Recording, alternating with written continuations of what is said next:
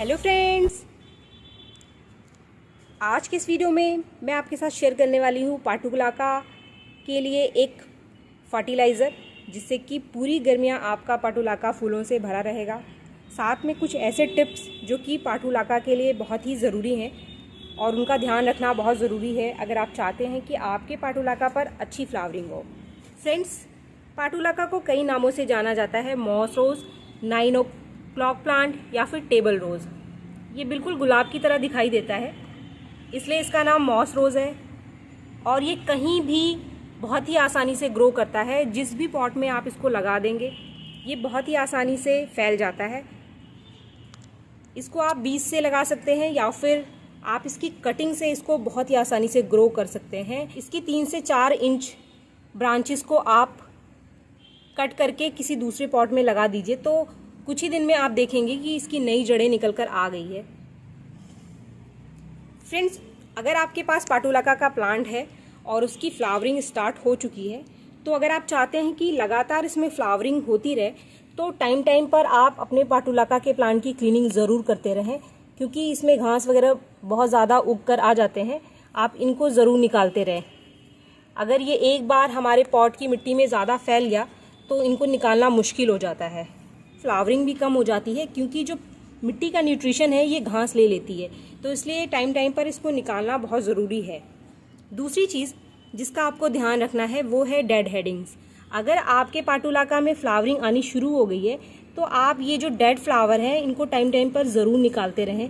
जो ये सूखे हुए फूल हैं इनको आप निकालते रहें। इसको निकालना इसलिए ज़रूरी होता है क्योंकि आपने देखा होगा कि जहाँ से ये फूल सूख रहे हैं उसी के पास से दूसरी कलियाँ भी निकल कर आ रही हैं। तो अगर ये फूल इसी में लगा रहेगा तो ये कलियाँ जो हैं वो छोटी बनती हैं और अच्छे से डेवलप नहीं होती हैं, जिससे कि आने वाला आपका जो पाटुलाका का फ्लावर है वो भी साइज़ में छोटा होगा। अगर आप अभी नया नया पाटुलाका का प्लांट लगा रहे हैं, जो भी मिट्टी आप इस्तेमाल करेंगे वो रेतीली मिट्टी होनी चाहिए और उसमें पानी ज़्यादा देर तक ना रुकता हो, ऐसी मिट्टी का आप इस्तेमाल करें अपने पाटुलाका के प्लांट को लगाने के लिए। इसकी वाटरिंग का भी आपको ध्यान रखना है। पाटुलाका के प्लांट में बहुत ज़्यादा वाटरिंग नहीं करनी है आपको। आज मैं इसमें वाटरिंग करूँगी ताकि शाम तक इसमें जो मिट्टी है वो हल्की मॉइस्ट बनी रहे।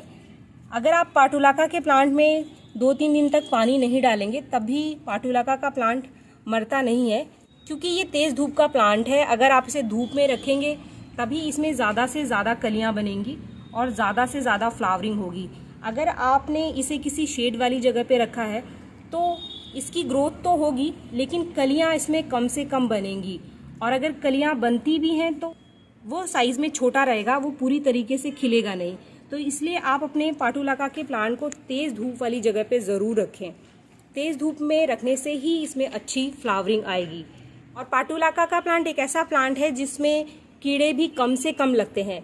जो समस्या पाटुलाका के प्लांट में आती है, अगर आपका पाटुलाका का प्लांट ख़राब हो रहा है, बहुत ज़्यादा पानी डालने की वजह से ही पाटुलाका के प्लांट में समस्या आती है, क्योंकि बहुत ज़्यादा पानी डालने से कभी कभी इसमें फंगस लग जाता है इसकी मिट्टी में, और तभी हमारा पाटुलाका का प्लांट ख़राब होता है।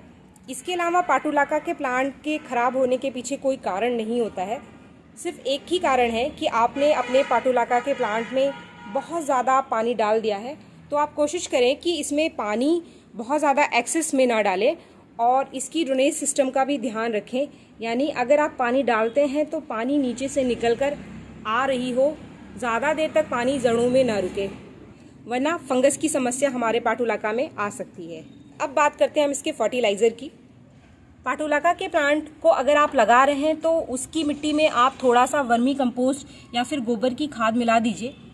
इससे पाटुलाका की ग्रोथ बहुत अच्छी होती है, इस पे ज़्यादा से ज़्यादा ग्रोथ होती है और ज़्यादा से ज़्यादा कलियाँ बनती हैं और अच्छी फ्लावरिंग होती है। अगर आपके पाटुलाका में फ्लावरिंग स्टार्ट हो चुकी है, कलियाँ बननी शुरू हो गई हैं और आपके पाटुलाका के प्लांट में कम फ्लावरिंग हो रही है, कलियाँ भी कम से कम बन रही है, तो यहाँ मैं आज आपके साथ शेयर करने वाली हूँ एक होममेड फर्टिलाइज़र, जिसका इस्तेमाल करके आप अपने पाटुलाका के प्लांट पर ज़्यादा से ज़्यादा कलियाँ ले सकते हैं और ज़्यादा से ज़्यादा फ्लावरिंग ले सकते हैं। तो वो फर्टिलाइज़र क्या है, चलिए मैं आपको दिखा देती हूँ।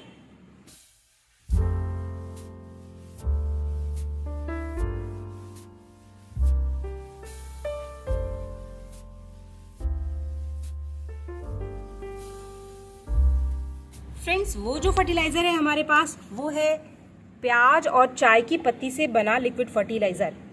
इसमें मैंने 4 से 5 प्याज के छिलके और 1 चम्मच फ्रेश टी का इस्तेमाल किया है। फ्रेश टी यानी जो चाय की पत्ती अभी हमने चाय बनाने के लिए इस्तेमाल नहीं की है, उसी चाय पत्ती को आपको लेना है।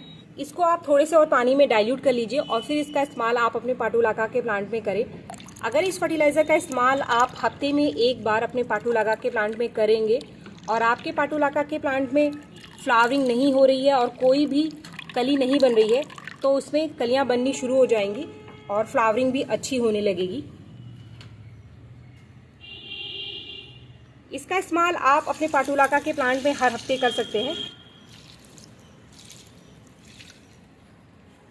प्याज के छिलके में नाइट्रोजन, पोटाशियम और फास्फोरस की अच्छी मात्रा मिलती है, जिससे कि हमारे पाटुलाका की फ्लावरिंग लगातार अच्छी होती रहती है। जो चाय की पत्ती हमने इस्तेमाल किया है, चाय की पत्ती में भी नाइट्रोजन, पोटाशियम और फास्फोरस की अच्छी मात्रा होती है। चाय की पत्ती इस्तेमाल करने का एक और फायदा है, अगर आपके पास पाटुलाका का प्लांट है तो कभी कभी आपने देखा होगा कि इसकी पत्तियां पीली होने लग गई है और उसमें कोई भी बडिंग नहीं हो रही है और उसमें फ्लावरिंग भी नहीं हो रही है। तो इसकी वजह ये हो सकता है कि जो पाटुलाका की मिट्टी है वो अल्कलाइन हो गई है, क्षारीय हो गई है।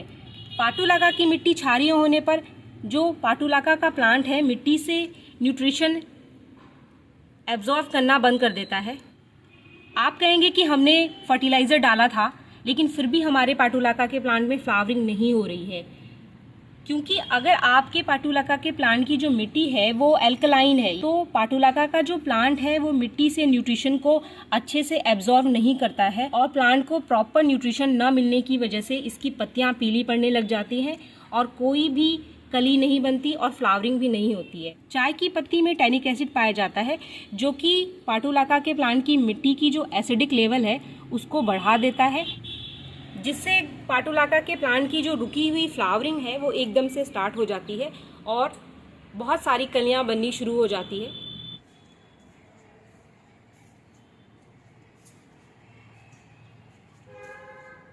अगर आपको ये वीडियो पसंद आया तो एक लाइक ज़रूर करें और मेरे चैनल को सब्सक्राइब करना ना भूलें।